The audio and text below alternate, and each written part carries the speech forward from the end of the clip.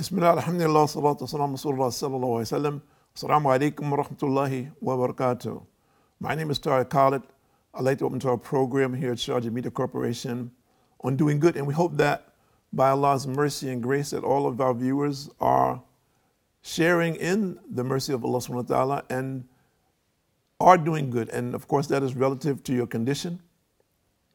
And we're not going to go into that in this program because even oftentimes when we think that we're distraught or in distress or facing difficulties, that there is good in it. And as believers, we believe this. And this distinguishes what we believe in from what many other people believe in. So the balance is always there. And for the true believer, even in the most difficult circumstances, he believes that Allah subhanahu wa ta'ala will not challenge him or offer him challenges or give him challenges or difficulties above and beyond what he can bear, and that it is simply a trial in this life of his faith. And the people who were the strongest in faith, again, have the most tests. And of course, that is the prophets of Allah. So we are very fortunate as common worshipers that we will not be tested like this. And whatever it is that we endure is a blessing for us, and it is temporary. It will not last forever. This body, for example, can only take so much, and it will be finished in this world. And Allah subhanahu wa ta'ala will bring us back to life on the day of judgment, and we'll have a new body which will distinguish itself from the body of this world. So we need to understand these things and put them in perspective. But today we want to talk about prayer. The virtues, the benefits, the blessings in prayer, because there are many people out there today who don't pray. And I'm talking about the Muslims first and foremost. There are many Muslims who are not praying 5 times a day. They pray here and there, and there are many Muslims that don't pray at all. And of course, this is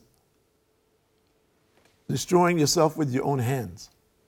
And when I think about praying, myself personally, I was raised as a Christian. We were taught to pray, but I didn't have the value for prayer. I think like most people, or many people, I shouldn't say most because I don't know most, many people, and I meet many people today who are Christians, and I ask them, says, do you pray? They says, not really. I said, do you go to church? No. He says, well, when do you pray? And most of them say, well, you know, when I find some difficulty or something like this, or I pray every once in a while. And then some people, they say, I pray before I go to bed at night because I was taught this as a child. Or I pray in the morning as soon as I get up, and I pray at night before I go to bed, which of course is excellent. But I found that to be the rare individual in relationship to the people that I meet. And actually I meet quite a few non-Muslims on a regular basis here. And it is important for us to understand the relationship that we have with Allah is so essential for each one of us in every aspect of our life. And the person without prayer is literally like a fish out of water. And if you're a person who, and I hope we have some people who are looking at this program who don't pray, and I'm talking about the Muslims who don't pray, who don't have the value for prayer. And I hope, again, that there are non-Muslims who are looking, and that you will be encouraged to start praying and to understand something, that who are you praying to? Think about it. There are many people, for example, if you are a person that knows there is God, the one and only God who created everything and distinguishes himself from all his creation, and you accept and you believe that, and you should worship him only. You should be thankful, and you should be happy that he has given you the opportunity to praise him, to thank him, to pray to him. And if you don't believe that, then look at the millions of people who are worshiping all kinds of things, other human beings. People say, we're not worshiping, but they are. And we all know that. All types of idols and devices, money, pleasure, How many things can you, I mean, you can go on and list the things that people worship. And people will be, maybe they'll be in denial about it. And some of them will admit it. Says, yeah, this is my thing. This is my God. This is my religion. This is the thing that I do. This is how I spend my time. And this is what I believe in. And I will end my life in this pursuit. So a person who Allah has given the intellect, the understanding to know who he is and to worship him only, how thankful should you be of that when you see the people who are completely astray. And I'm not attacking those people who are astray. I'm just saying to the people who are astray that you need to recognize your condition. You need to become aware and conscious of what's happening in your life. Even if your life is the best one. And many people have become deceived by that. They says, listen, my family is great. I'm having a great time in my life right now, the best time of my life right now. I'm enjoying, I have good health. I'm very fortunate. I'm thankful for that. I ask you a question. Who are you thanking for this? And how do you thank him? Is there a prescribed manner? It is very interesting. We ask people, is there a prescribed manner to your prayer? And most people say, well, I just raise my hands, or I just do like this, or I just kind of, pray quietly. And it says, well, let me ask you, in your particular professional discipline, is there a particular methodology in which you must follow to achieve success in it, or to be a recognized professional? And of course, everyone says yes. There's procedures, there's policies, and many times laws and many other things that govern our activities as professionals. So again, the question will come, do you not think that there should be a proper methodology to worship the creator of all things? That it should just be haphazard and you just do as you choose? Just think about it. Does it make sense? Is it reasonable? And logically, if you logically conclude, of course it does not. And we cannot use, well, I don't know, and I didn't study, and I haven't pursued that, and I'm not really religious. Is that an excuse? Can we use that excuse professionally? Will you keep your job with those excuses? Your business, you're self-employed. Will you keep your business in this way? You're independently wealthy. With this kind of attitude, will you maintain your wealth? And how long will you maintain it? If we are so lackadaisical in this relationship. Again, our life is temporary.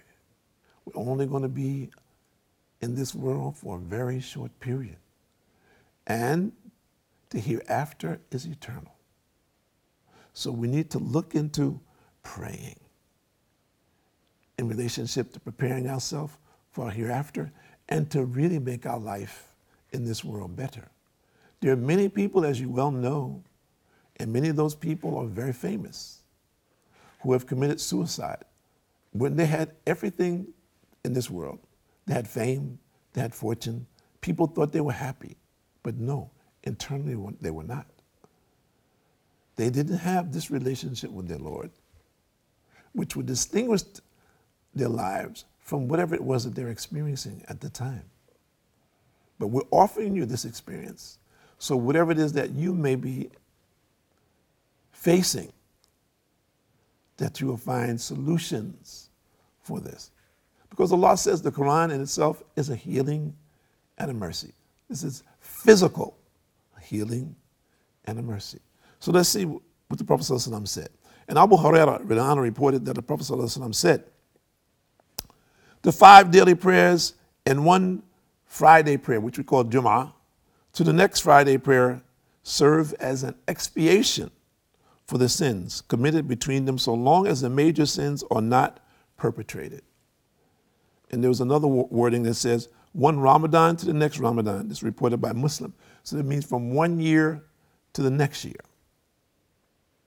So we see that the importance of the 5 daily prayers, that from one prayer to the other, from the morning prayer to the noon prayer, that if you're making this morning prayer in congregation, that your minor sins are forgiven. Major sins, we must pray and ask Allah for forgiveness for these, specifically identifying what that sin is.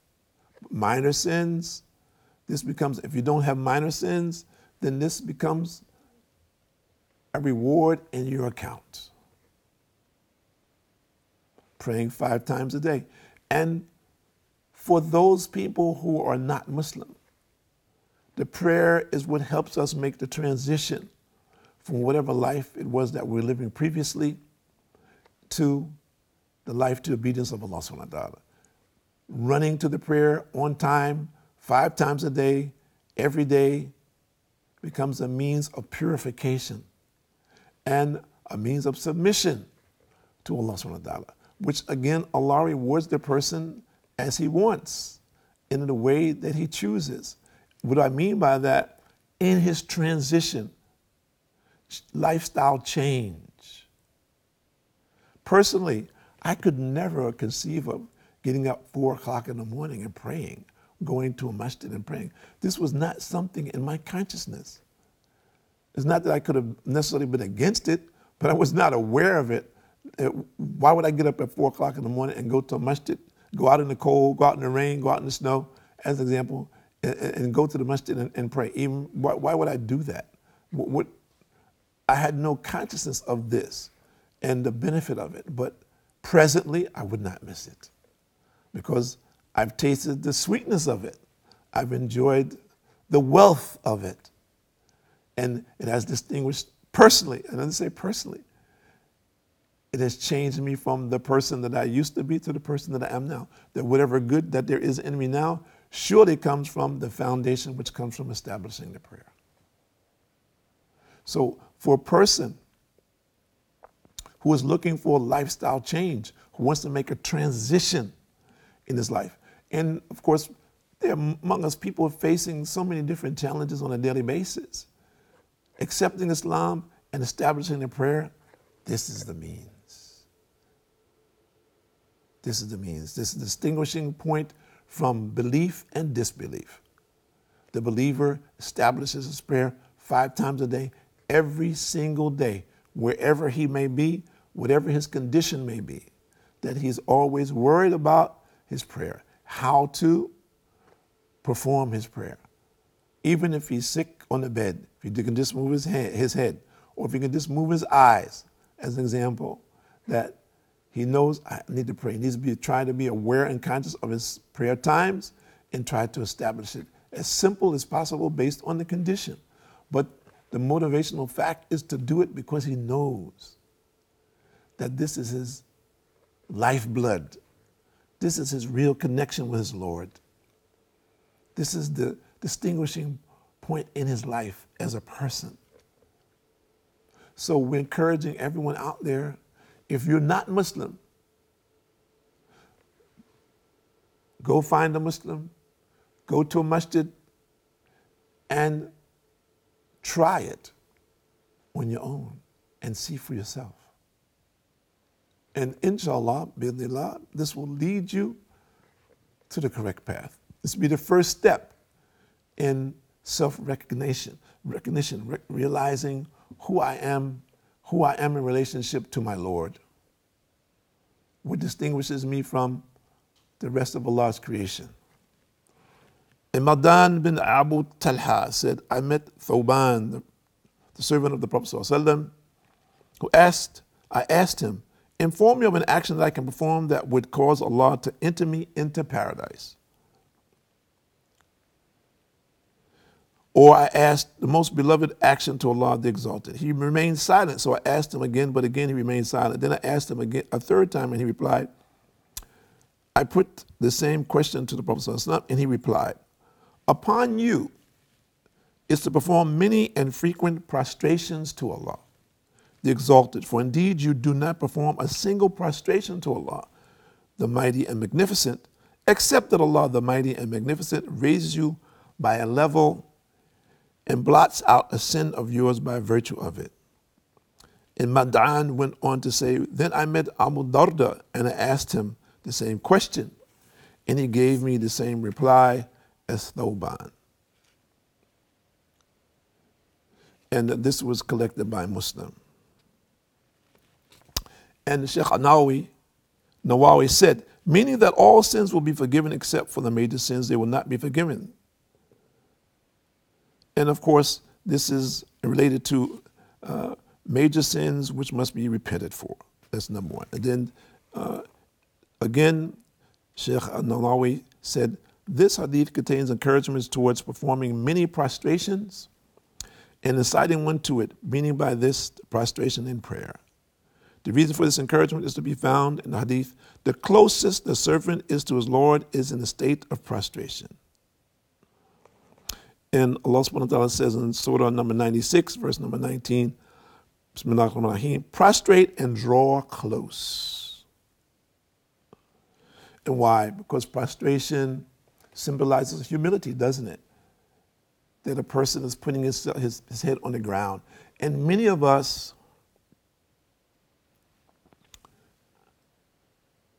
are arrogant in this sense. And I've heard people say, well, why is it that you have to put your head on the ground, man? Do I have to do that? I mean, this is a kind of pagan ritual, isn't it?